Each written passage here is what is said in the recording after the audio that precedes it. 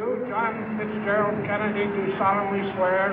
I, John Fitzgerald Kennedy, do solemnly swear. That you will faithfully execute the office of President of the United States. That I will faithfully execute the office of President of the United States. And will, to the best of your ability. And will, to the best of my ability. Preserve, protect, and defend the Constitution of the United States. Preserve, protect, and defend the Constitution of the United States. So help you God. So help me God.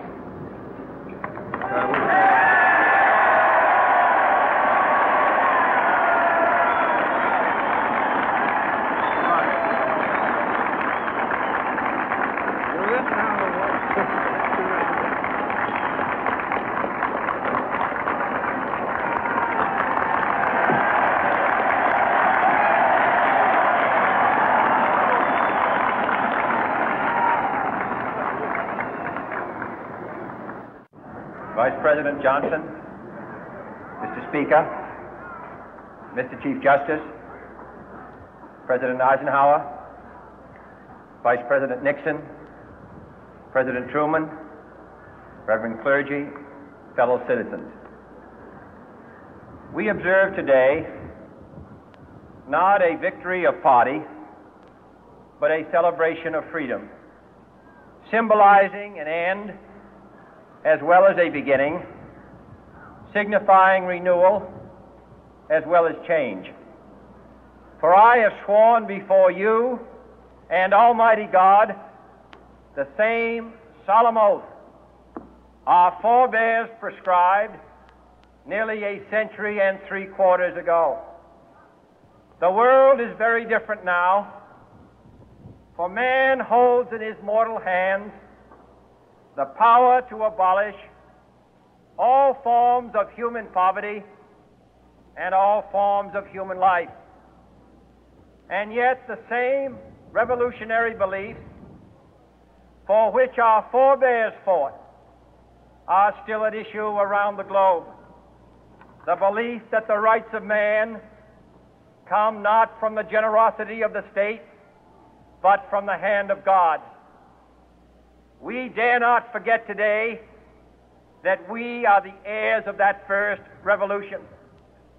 Let the word go forth from this time and place to friend and foe alike that the torch has been passed to a new generation of Americans born in this century, tempered by war, disciplined by a hard and bitter peace, proud of our ancient heritage, and unwilling to witness or permit the slow undoing of those human rights to which this nation has always been committed and to which we are committed today at home and around the world.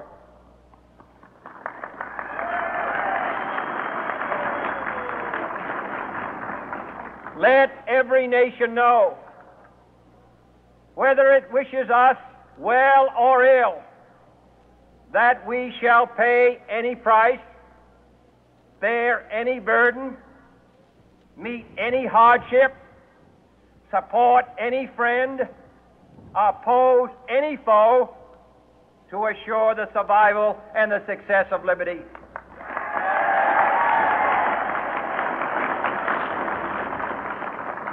This much we pledge and more.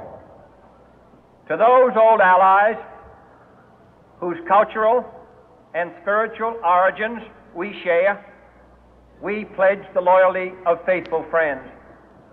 United, there is little we cannot do in a host of cooperative ventures. Divided, there is little we can do, for we dare not meet a powerful challenge at odds and split asunder. To those new states whom we welcome to the ranks of the free, we pledge our word that one form of colonial control shall not have passed away merely to be replaced by a far more iron tyranny. We shall not always expect to find them supporting our view, but we shall always hope to find them strongly supporting their own freedom, and to remember that in the past, those who foolishly sought power by riding the back of the tiger ended up inside.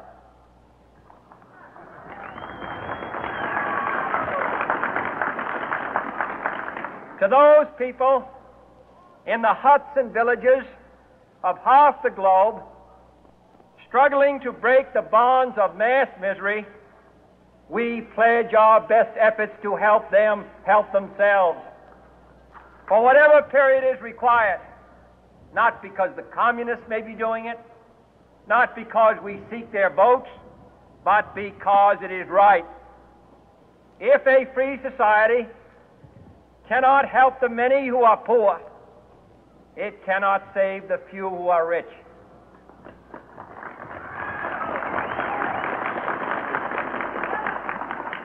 To our sister republics south of our border, we offer a special pledge to convert our good words into good deeds, in a new alliance for progress, to assist free men and free governments in casting off the chains of poverty.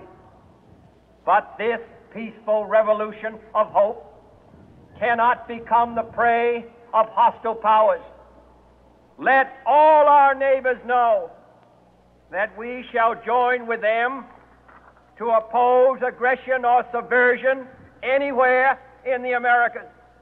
And let every other power know that this hemisphere intends to remain the master of its own house.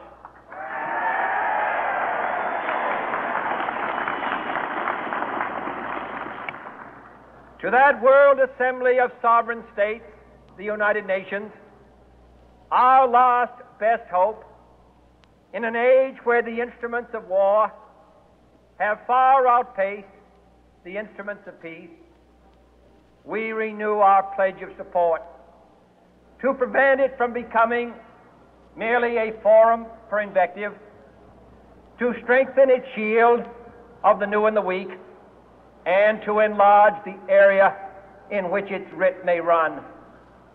Finally, to those nations who would make themselves our adversary, we offer not a pledge, but a request that both sides begin anew the quest for peace.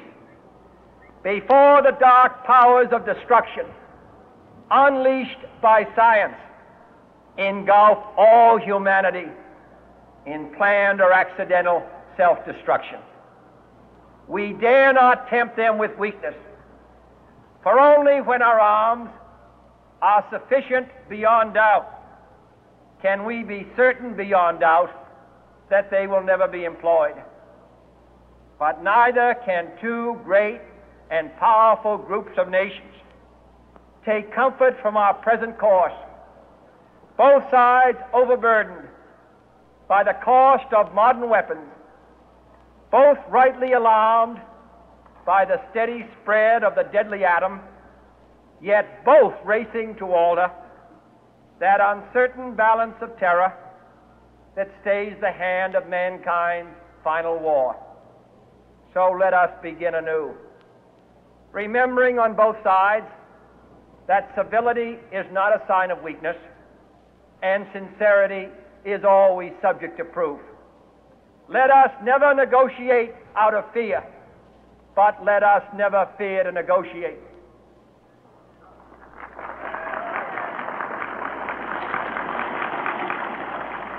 Let both sides explore what problems unite us, instead of belaboring those problems which divide us.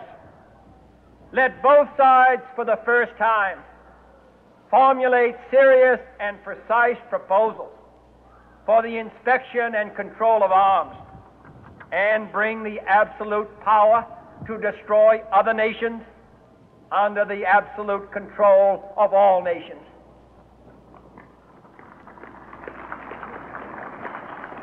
Let both sides seek to invoke the wonders of science instead of its terrors.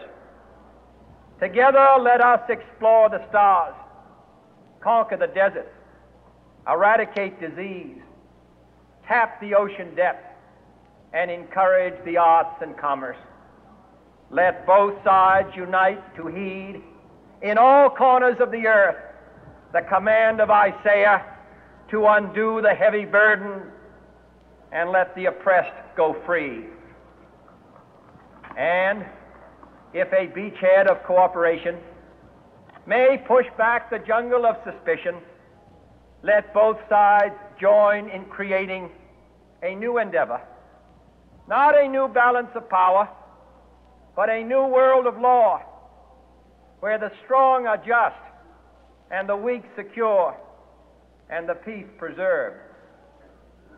All this will not be finished in the first 100 days, nor will it be finished in the first 1,000 days, nor in the life of this administration, nor even perhaps in our lifetime on this planet. But let us begin.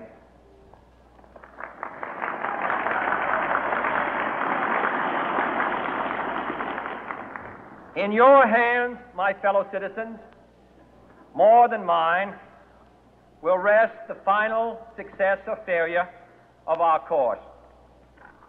Since this country was founded, each generation of Americans has been summoned to give testimony to its national loyalty. The graves of young Americans who answered the call to service surround the globe. Now the trumpet summons us again, not as a call to bear arms, though arms we need, not as a call to battle, though in battle we are, but a call to bear the burden of a long twilight struggle, year in and year out, rejoicing in hope, patient in tribulation, a struggle against the common enemies of man, tyranny, poverty, disease, and war itself. Can we forge against these enemies a grand and global alliance, north and south, east and west, that can assure a more fruitful life for all mankind? Will you join in that historic effort?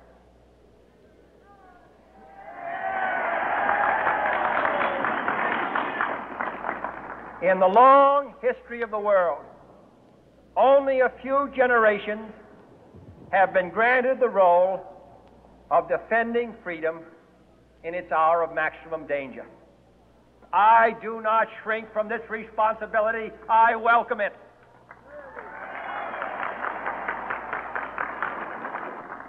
I do not believe that any of us would exchange places with any other people or any other generation. The energy, the faith, the devotion which we bring to this endeavor will light our country and all who serve it. And the glow from that fire can truly light the world. And so, my fellow Americans, ask not what your country can do for you, ask what you can do for your country.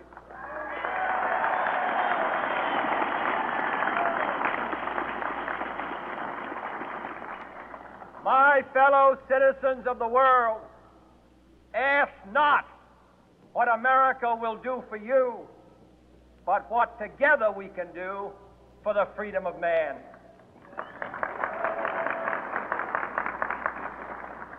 Finally, whether you are citizens of America or citizens of the world, ask of us here the same high standards of strength and sacrifice which we ask of you. With a good conscience, our only sure reward, with history the final judge of our deeds, let us go forth to lead the land we love, asking His blessing and His help, but knowing that here on earth God's work must truly be our own.